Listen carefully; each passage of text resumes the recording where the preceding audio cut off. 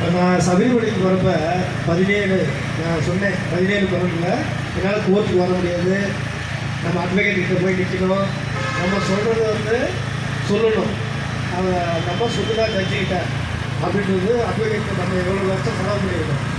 அப்போ அந்த பணம்லாம் வேஸ்ட் ஆகாமல் மறுபடியும் கேஸ் போடாமல் நம்ம ஒரு டைரக்ஷன் வாங்கியிருக்கோம். அந்த டைரக்ஷனை காப்பாற்றணும்னா நம்ம போய் நிற்கணும். அப்படி இல்லைன்னா அவங்க என்ன அரசு வக்கீலில் வச்சு நம்ம வக்கீல்கிட்ட இதை விட்டு கொடுத்துருன்னு சொல்லுவாங்க. அன்றைக்கு நம்ம இடம் கொடுக்கக்கூடாது, இந்த கேஸை விட்டு கொடுத்துருங்க, ரொம்ப ஸ்ட்ராங்காக இருக்குது அப்படின்ட்டு. அதுக்காக நான் போனேன். அதை கண்டெம்ட் எனக்கு தெரியும். நான் குரூப்பில் பதிவு பண்ணுற 17 12 நான் இருக்க மாட்டேன், தயவுசெய்து கோர்ட்டுக்கு போங்க, நான் ஐயட்டு கோயிலுக்கு போகிறேன், இருபது கட்டணம் சொல்லியிருக்கேன். அப்போ பதிவு போட்ட உடனே இவங்க கேஸை எப்படி எடுத்துகிட்டு வரலாம், உடனே காலையில் நைட்டு ப்ரெஷர் கொடுத்து காலையில் கேஸ் எடுத்து சொல்லிட்டாங்க. இவர் போயிட்டாரு, கோர்ட்டுக்கு யாரும் போக மாட்டாங்க, கேஸ் இருக்கு அவ்வளோதான் அப்படின்னு நினச்சி என்ன பண்ணிட்டாங்க, கேஸ் எடுத்துகிட்டு வந்துட்டாங்க, லிஸ்ட் எடுத்துகிட்டு வந்துட்டாங்க. அப்புறம் நான் என்ன பண்ணுறது, 1 லட்சம் செலவு பண்ணியிருக்கோம், வீணாக போயிடும், நம்மளை நம்பியிருக்காங்க அப்படின்னு சொல்லி 17 சாமி காலையில் இருந்து 8 மணி வரைக்கும் இருமுடி கட்டிட்டாங்க. கடவுளே நீங்கள் மன்னிச்சுக்காங்க, நாங்கள் என்னை விட்டுட்டு போனாலும் சரி, நான் இந்த கேஸுக்கு போய் ஆகணும், உங்களுக்கு மனசாட்சி இருந்ததுன்னா இது என்னை நம்பி 1000 பேர் இருக்காங்க, நாங்கள் 5 வருஷமும் கேஸ் எடுத்து ஒரு டைரக்ஷன் வாங்கியிருக்கோம், இது சூழ்ச்சி பண்ணி நைட்டாக அந்த கேஸை லிஸ்ட்டை கொண்டு வந்துருக்காங்க, நான் போகிறீங்க அவ்வளோதான் அப்படின்னு சொல்லி ரிக்வஸ்ட் பண்ணுறேன். எல்லோரும் கட்டிட்டாங்க. எல்லோரும் இல்லை உங்களுக்கு நீங்கள் போயிட்டுருங்க, நான் கூட ஜாயின் பண்ணிக்கிறேன்.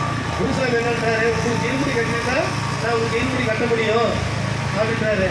சரி என்னை விட்டுட்டு கூட போங்க சாமி நான் அப்படின்னு சொல்லிட்டேன். சரி அப்படி செஞ்சால் நல்லா இருக்காது, நீங்கள் இருங்க அப்படின்னு சொல்லி நான் இருக்கேன், நீங்கள் போயிட்டு வாங்க, 1000 பேருடைய வாழ்க்கைன்னு சொல்கிறீங்க அப்படின்னு சொல்லி அவர் போயிட்டு வாங்க அப்படின்ட்டாரு. 5 மணி வரைக்கும் வெயிட் பண்ணாங்க எனக்காக.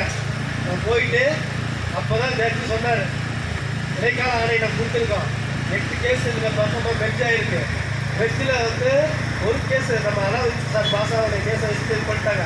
அந்த தீர்ப்புலேயே என்ன தெரியுங்களா, எல்லாத்துக்கும் நோட்டீஸ் சர்வ் பண்ணணும். நோட்டீஸ் 192 பேர் மெடிசனில் இருக்காங்க, அவங்க 5 பேருக்கு தரலுன்றாங்க. 2 மாதம் ஆயிடுச்சு. நான் ஃபைனல் டேட்டு ஒரு வாரத்துக்கு சொல்லி 2 டைம் சொல்லிட்டேன், இந்த கேஸை நம்ம நீங்கள் நோட்டீஸ் சர்வ் பண்ணல, அப்போ பெட்டிஷனர் கேட்ட கிரீவன்ஸை கொடுத்துட்டா அப்படின்னு சொல்லியிருக்காரு. 1 வாரம் தான் ஒரு டைம் அப்படின்ட்டார். அவங்க கிட்டத்தட்ட 5 பேருக்கு தரணும்னு சொல்கிறாங்க. ஆனால் நமக்கு 50 பேருக்கு தான் வந்திருக்கு. சரியா, இன்னும் 142 பேருக்கு வரல. இதை நம்ம ஆதாரப்பூர்வமாக கோர்ட்டில் கொண்டு போய் கொடுக்கணும். அதுதான் உங்ககிட்ட நான் அப்பீல் கவர்மெண்ட் லெட்டர் வந்துருந்தது, எங்களோட கொடுங்க அப்படின்னு நான் சொன்னேன்.